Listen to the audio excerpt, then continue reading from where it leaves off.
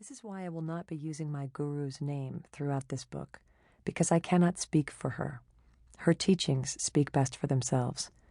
Nor will I reveal either the name or the location of her ashram, thereby sparing that fine institution publicity which it may have neither the interest in nor the resources for managing. One final expression of gratitude. While scattered names throughout this book have been changed for various reasons, I've elected to change the names of every single person I met, both Indian and Western, at this ashram in India. This is out of respect for the fact that most people don't go on a spiritual pilgrimage in order to appear later as a character in a book. Unless, of course, they are me. I've made only one exception to this self-imposed policy of anonymity. Richard from Texas really is named Richard, and he really is from Texas.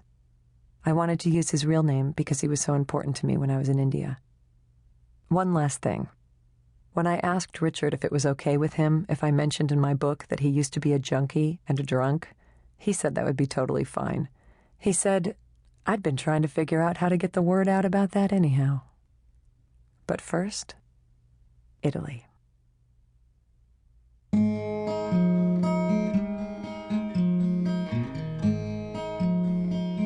Book 1, Italy, or Say It Like You Eat It, or 36 Tales About the Pursuit of Pleasure.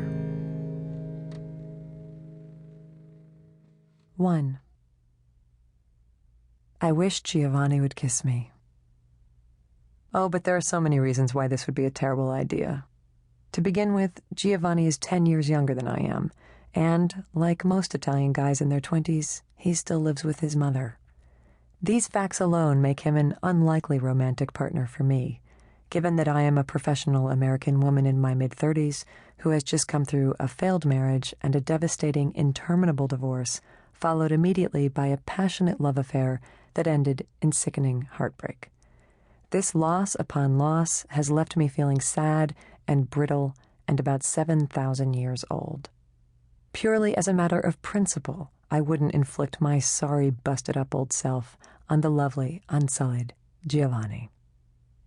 Not to mention that I have finally arrived at that age where a woman starts to question whether the wisest way to get over the loss of one beautiful brown-eyed young man is indeed to promptly invite another one into her bed.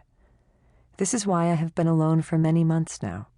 This is why, in fact, I have decided to spend this entire year in celibacy.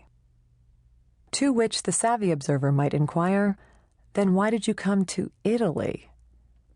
To which I can only reply, especially when looking across the table at handsome Giovanni, excellent question. Giovanni is my tandem exchange partner. That sounds like an innuendo, but unfortunately it's not. All it really means is that we meet a few evenings a week here in Rome to practice each other's languages. We speak first in Italian, and he is patient with me. Then we speak in English, and I am patient with him. I discovered Giovanni a few weeks after I'd arrived in Rome, thanks to that big internet cafe at the Piazza Barberini, across the street from that fountain with the sculpture of that sexy merman blowing into his conch shell. He, Giovanni that is, not the merman, had posted a flyer on the bulletin board explaining that a native Italian speaker was seeking a native English speaker for conversational language practice. Right beside his appeal was another flyer with the same request, word for word identical in every way, right down to the typeface. The only difference was the contact information. One flyer listed an email address for somebody named Giovanni. The other introduced somebody named Dario, but even the home phone number was the same. Using my keen intuitive powers, I emailed both men at the same time, asking in Italian, "Are you perhaps brothers?" It was Giovanni who wrote back this very provocativo message. Even better, twins. Yes, much better. Tall, dark, and handsome, identical 25-year-old twins, as it turned out, with those giant brown liquid center Italian eyes that just unstitch me. After meeting the boys in person, I began to wonder if perhaps I should adjust my rules somewhat about remaining celibate this year. For instance, perhaps I could remain totally celibate except for keeping a pair of handsome 25-year-old Italian twin brothers as lovers. which was slightly reminiscent of a friend of mine who is vegetarian except for bacon, but nonetheless, I was already composing my letter to Penthouse. In the flickering, candlelit shadows of the Roman cafe, it was impossible to tell whose hands were caressing. But no. No and no. I chopped the fantasy off in mid-word. This was not my moment to be seeking romance and, as day follows night, to further complicate my already knotty life. This was my moment to look for the kind of healing and peace that can only come from solitude. Anyway, by now, by the middle of November, the shy, studious Giovanni and I have become dear buddies. As for Dario, the more razzle-dazzle swinger brother of the two, I have introduced him to my adorable little Swedish friend Sophie, and how they've been sharing their evenings in Rome is another kind of tandem exchange altogether. But Giovanni and I, we only talk. Well, we eat and we talk. We have been eating and talking for many pleasant weeks now, sharing pizza and gentle grammatical corrections, and tonight has been no exception. A lovely evening of new idioms and fresh mozzarella.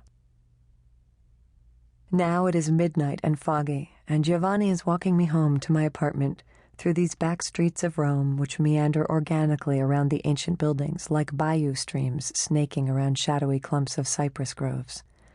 Now we are at my door. We face each other. He gives me a warm hug.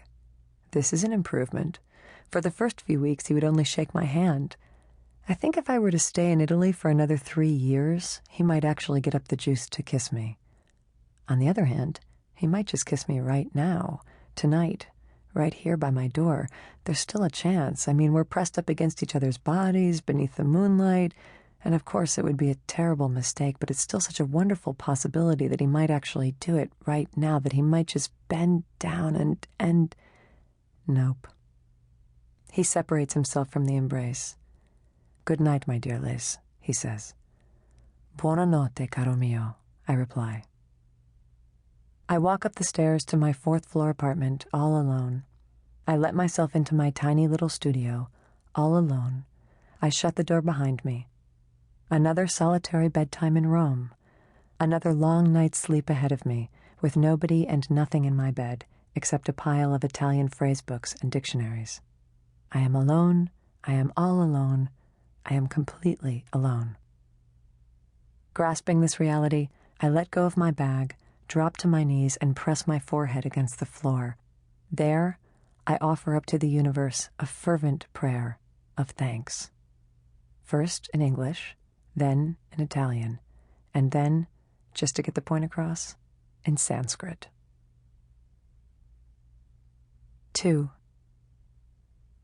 And since I am already down there in supplication on the floor, let me hold that position as I reach back in time 3 years earlier, to the moment when this entire story began, a moment which also found me in this exact same posture, on my knees, on a floor, praying. Everything else about the 3 years ago scene was different, though.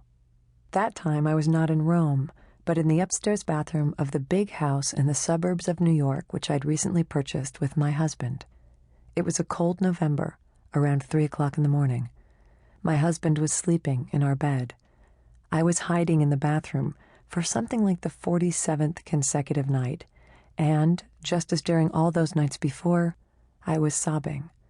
Sobbing so hard, in fact, that a great lake of tears and snot was spreading before me on the bathroom tiles, a veritable lake inferior, if you will, of all my shame and fear and confusion and grief. I don't want to be married anymore. I was trying so hard not to know this, but the truth kept insisting itself to me. I don't want to be married anymore. I don't want to live in this big house. I don't want to have a baby. But I was supposed to want to have a baby. I was 31 years old. My husband and I, who had been together for 8 years, married for 6, had built our entire life around the common expectation that after passing the doddering old age of 30, I would want to settle down and have children. By then, we mutually anticipated, I would have grown weary of traveling and would be happy to live in a big, busy household full of children and homemade quilts with a garden in the backyard and a cozy stew bubbling on the stovetop. The fact that this was a fairly accurate portrait of my own mother